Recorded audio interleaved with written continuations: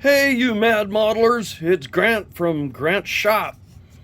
Sorry, been away for a while, but had a medical issue that seems to be clearing up. And no, it's not that kind of medical issue, you perverts. This is for the machinist side of the modeling hobby. I just recently acquired this 8.7 by 16 Vivo or Vevor lathe. I had a 7 by 10 Harbor Freight mini lathe that I used for years. It was a great lathe. After I tightened it up, I actually built a steam engine on it and was able to stay well within a half a thousandth of an inch on my tolerance.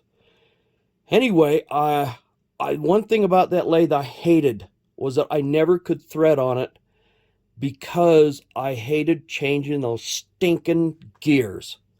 Well, I found a guy on YouTube that runs by the name of Clough42, Clough 42. The guy is a genius. He came up with an electronic lead screw. What does it do? Well, like this. There's no gears. The only thing I have are the drive belts from the main drive motor to an intermediate pulley to the spindle. You may notice it's got a belt that I put on here for an encoder. That encoder goes through a Texas Instruments launch pad board you see in the back here. And Clough42 makes this little daughter board for this particular Texas Instrument launch pad. Go to, I think it's GitHub, or look on YouTube for Clough42. He has got a bunch of stuff on how to build this system. Like I said, the guy's a genius. But this lathe lent itself so well to this project because this whole cavity in here was just that. It was an empty cavity. The only thing that was in there was an RPM display that had this panel over the front. Well, good grief, look at that. Now, I will admit, I used my little CNC mill, and I cut this out and engraved it for the little keypad that goes in there. Now, these keypads are about $2.50, $3 a piece. That little daughter board he makes and sells, I think it cost me 25 or 30 bucks. The TI launch pad was about 35. I mean, dirt cheap. Plus, he provides the program for it. You can use your own stepper or servo motor. You can see this one's a stepper motor that's been geared down to the lead screw. And it works wonderful. All I have to do is increase or decrease this knob, and that stepper stays absolutely in step with it. You can program any feed rate or thread, metric and SAE. Let's get back to the lathe. This thing lent itself so well to this aftermarket update. The back side, you can see here, is the power supply for the lathe itself. This is the one it came with. It was mounted flat on the back of this plate. There is a ton of room in there. I was able to put a 40-volt power supply in here with a couple of, let's see, where did it go? Buck converters. I just had it out here on the bench. Maybe the dog stole it. Anyway, there's two buck converters in here that convert the 35, 40 volts, whatever it is, and then you can set it to whatever you want.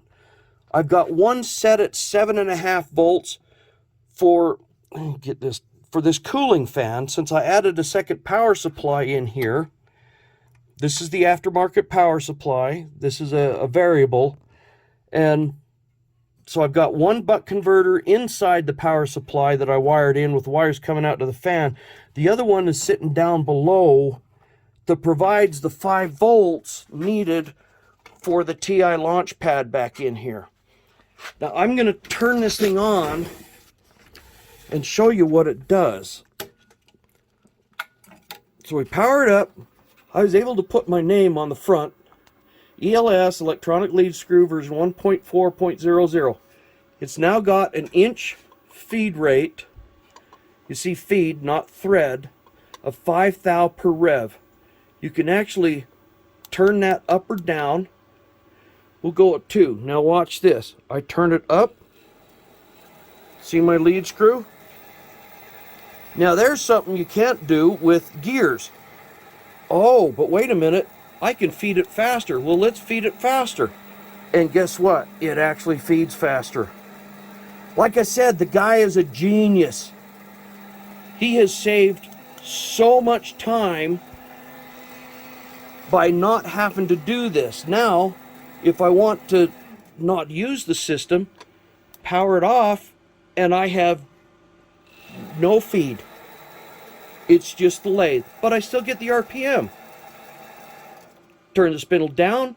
It'll let you select or change this anytime the spindle's not turning. So we power it back on again. And now we can change, we can go forward and reverse. That lead screw does forward and it does reverse. You can go feed or thread. That's 24 threads per inch. You can go all the way up to 80 threads per inch. Right there. And you can do it in inch or metric. Now, is that cool or what? So anyway, I hope this helps you guys, and any of you modelers that like to do machine work like I do for custom jobs. This is going to be a huge benefit. I've already practiced. That is 3/4 inch chromoly steel, and it cut a 40 pitch thread on there, just clean as you can be. And that's the first thread I cut. It would be a lot nicer if my tool was sharper. Rats! I forgot to mention, my buttons here are off of an old television remote. So 1, 2, and 3 doesn't mean a darn thing, but power worked out and set worked out pretty good. Evidently there's maybe some more software in the future that will allow you to put other features in here, which is great because that board is programmable, and I put an extension port here so that I can just program it right off my laptop. Also on this lathe, I added DRO on the X, and there's one down here on the Z. So this lathe is ready to rock and roll on some serious work. Anyway, you guys, please like and subscribe, and come on back to my channel. I will have more in the future. So that's why Santa didn't show up at my house this year. Wow.